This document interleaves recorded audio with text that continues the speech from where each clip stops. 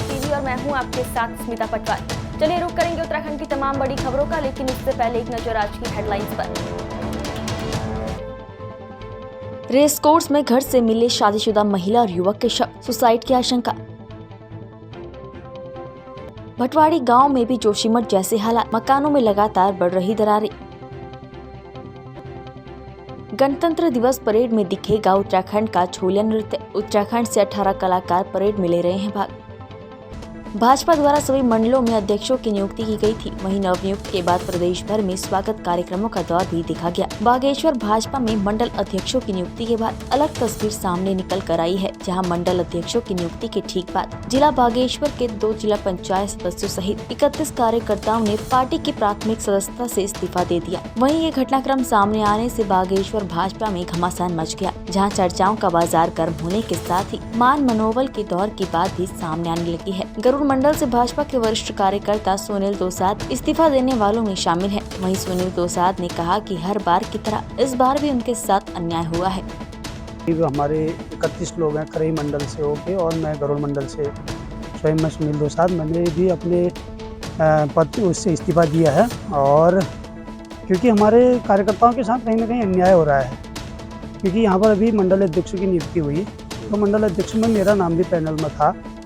और कहीं ना कहीं जो हमारे पुराने जिनको अभी अध्यक्ष बनाया गया है, उनको तीसरी बार पार्टी ने इस बार फिर जिम्मा सौंपा है, क्योंकि और भी कार्यकर्ता है पार्टी में, उनको भी पदभार देना चाहिए, उनके लिए भी सोचना चाहिए, क्योंकि जो पहले अध्यक्ष बने उनको प्रदेश में भेजना चाहिए, कहीं ना कहीं उनका प्रमोशन करना चाहिए, ना कि डिमोशन करना चाहिए, क्योंकि कार्यकर्ताओं को इससे बहुत आघात होता है। जो धरातल में तो व्यक्ति पार्टी के लिए दरी बिछाने का काम, चटाई बिछाने का काम, झंडा पोंखने का काम और संगठन का दिन रात अथक मेहनत और प्रयास करने का काम करता है, कहीं ना कहीं उस व्यक्ति की अनदेखी हो रही है, यही मेरा मानना है।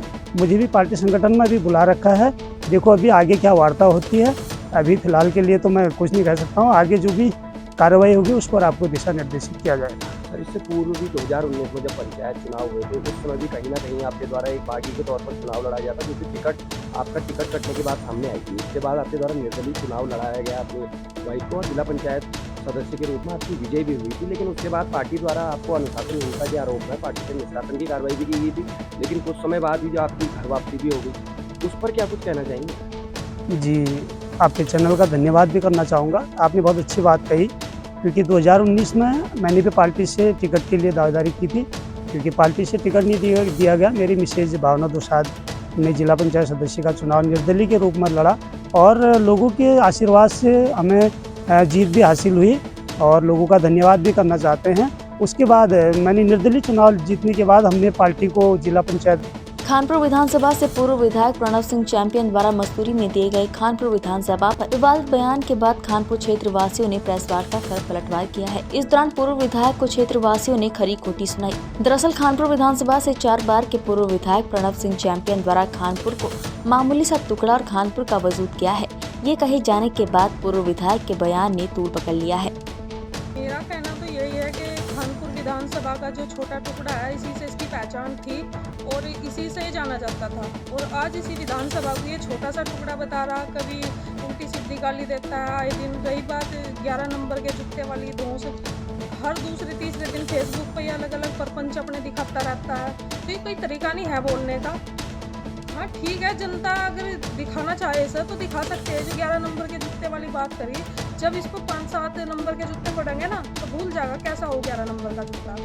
और ये जनता है, पहले भी इसे इसकी औकात दिखाई और आगे भी दिखाने के लिए तैयार है बिल्कुल, तो भूल जाएंगे कि ये कौन राजा है, कहाँ का है। ठीक है, इसे इतना सम्मान दिया, पर इसे वो सम्मान रास नहीं आया। और मेरा तो बस यही कहना है कि या तो सुधर जा, नहीं तो सुधरने के तरीके और बहुत हैं। कहना है कि खानपुर की जो जनता, मैं सर्वप्रथम तो खानपुर की पूरी जनता को नमन करता हूं कि इन्होंने बड़े अच्छे दिग्गज नेता यहां से चुनाव जिताया। चैंपियन को भी लगभग जो है 4 बार चुनाव जिताया विधानसभा का, और 3 बार उनकी पत्नी को जिताया। ये बहुत ही घोर निंदनीय बयान है खानपुर के लिए चैंपियन का, कि भाई मतलब जो है खानपुर का एक छोटा सा टुकड़ा नहीं है, ये बहुत बड़ा टुकड़ा है। वो सहारनपुर के बड़े टुकड़े में जाने की बात करते हैं, तो किसी ग्राम सभा से भी शायद मुझे लगता है कि वहाँ से चुनाव नहीं जीत पाएंगे। सांसद का तो बहुत बड़ी बात है। हमारे यहाँ से तो चौधरी नारायण सिंह और बड़े बड़े दिग्गज नेता निकल कर गए। इस खानपुर की जनता ने ही उन्हें चुनाव जिताया, जो केंद्र में मंत्री भी रहे हैं, मुख्यमंत्री भी रहे हैं, ऐसे लोगों को चुनाव जिताया। तो आज बात करें उनकी बदजुबानी की कि 11 नंबर का जूता, 10 नंबर का जूता, ये भी खोड़ नहीं है, क्योंकि उनके संस्कारों की इससे पता चलता है। जनपद चंपावत में परिवहन निगम में कार्यरत सभी कर्मचारियों और उनके मंडल स्तरीय साथियों ने कार्य बहिष्कार कर उत्तरांचल परिवहन निगम कर्मचारी संयुक्त मोर्चा के बैनर तले टनकपुर रोडवेज वर्कशॉप गेट पर धरना प्रदर्शन किया। कर्मचारी अपनी 13 सूत्री मांगों को लेकर कार्य बहिष्कार कर धरने पर बैठ गए। कर्मियों का कहना था कि जब तक उनकी मांगों को पूरा नहीं किया जाता वो अपना आंदोलन जारी रखेंगे। उनका कहना है कि सरकार जो निगम में निजीकरण की नीति ला रही है उसका वो विरोध करते हैं। रोडवेज में प्राइवेट बसों की जगह सरकारी बसों को लाया जाए, साथ ही रोडवेज में कार्य कर रहे संविदा कर्मियों को पूर्णकालीन किया जाए और बराबर का वेतन और सम्मान दिया जाए। जब तक उनकी मांगों को पूरा नहीं किया जाता है तब तक वो अपना आंदोलन जारी रखेंगे। पिछले 15-20 वर्षों से संविदा विशेष श्रेणी के नाम पे जो यहाँ भर्ती की हुई है, उन लोगों का नियमितीकरण आज तक नहीं हो पाया और न कोई अभी तक परिवहन में कोई ऐसी नीति बनाई गई कि कितने वर्ष करने के बाद उन कर्मचारियों को कब नियमित किया जाएगा। उसके साथ साथ काफ़ी लंबे समय से यहाँ एक ट्रेंड और देखने को मिल रहा है कि बस अड्डों का, कार्यशालाओं का सौंदर्यीकरण करने के नाम पर उनको कहीं न कहीं लीज पे देने का काम सरकार का और शासन का चल रहा है। इसी में तमाम अनुबंधित गाड़ियों को लगातार उनकी संख्या बढ़ाना, विभाग के अंदर अपना निगम की बसों को उनमें स्पेयर पार्ट तक न देना। गाड़ियाँ जगह जगह डिपो में 30-30, 40-40 गाड़ियाँ हर डिपो में स्पेयर पार्ट के अभाव में खड़ी हुई है। तो अपनी गाड़ियों को न चलवाना, अपना बस बेड़ा न बढ़ाना।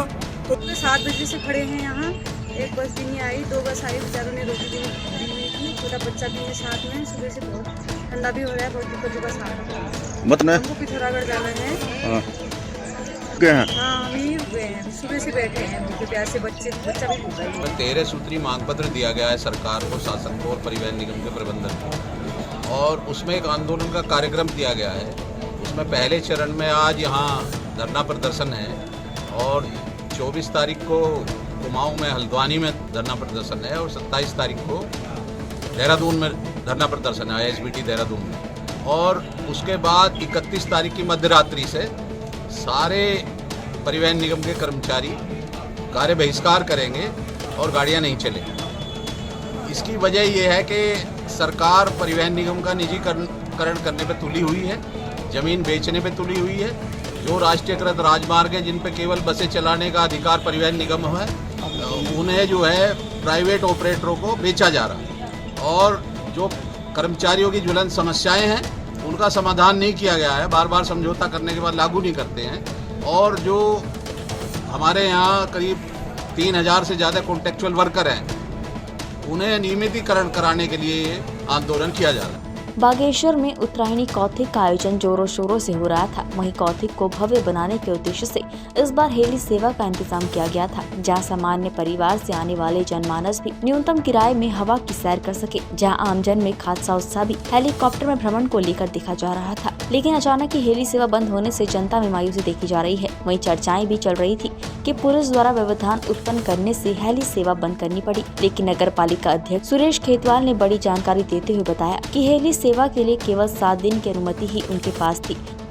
यहाँ पर उत्तरायणी कौतिक 2023 में जो है पहली बार जो है मेलार्थियों हेतु जो है हेली सेवा का प्रबंध किया था, जिसमें कि हमारे जो दूरस्थ क्षेत्र के हैं और बागेश्वर नगर के हैं या बागेश्वर जिले के हैं, उन लोगों के लिए ये एक सपना ही होता था कि हम लोग कभी हेली में बैठेंगे। तो हमने इस बार यहाँ पर एक हेलीकॉप्टर जो है यहाँ पर हायर किया था और उसमें जो है हमने मेलार्थियों को नगर भ्रमण का हमने कार्यक्रम रखा था। तरफ जोशीमठ आपदा को लेकर मंथन जारी है, वहीं आपदा को लेकर सरकार कितनी संजीदा होती है उसका एक बड़ा उदाहरण सामने आया है। मामला उत्तराखंड के स्वास्थ्य महकमे से जुड़ा है, जहां स्वास्थ्य महानिदेशालय ने कोविड जांच से लेकर कोविड के लिए अन्य व्यवस्थाओं के लिए दिसंबर 2021 में विभिन्न कंपनियों को आपूर्ति के लिए अनुबंधित किया था। आपको बता दें कि इस दौरान सेवाएं देने के लिए बकायदा बॉन्ड तक बनाया गया कि 1 महीने के भीतर समस्त बिलों का भुगतान हो जाएगा, लेकिन लेकिन आज 1 साल से ज्यादा समय हो गया है, कंपनियों का लाखों रुपए का भुगतान नहीं हो पाया है। वर्तमान में भुगतान संबंधित फाइल शासन में ही चक्कर काट रही है। आपको बता दें कि इस बीच कई प्रश्न खड़े हो रहे हैं कि जब सरकार 2 वर्ष पूर्व कोविड के रूप में आई, आपदा का आज तक भुगतान नहीं कर पाई, तो जोशीमठ में आपदा संबंधी कामों के भुगतान की क्या हालत होगी। इससे साफ तौर पर अंदाजा लगाया सकता है कि सरकार में बैठे अधिकारी आपदाओं के प्रति कितना संजीदा रहते हैं। आपको बता दें कि कोविड के आपदा संबंधी इन कार्यों का भुगतान आपदा मद से होना है, जिसकी फाइल आपदा सचिव के टेबल पर ही घूम रही है।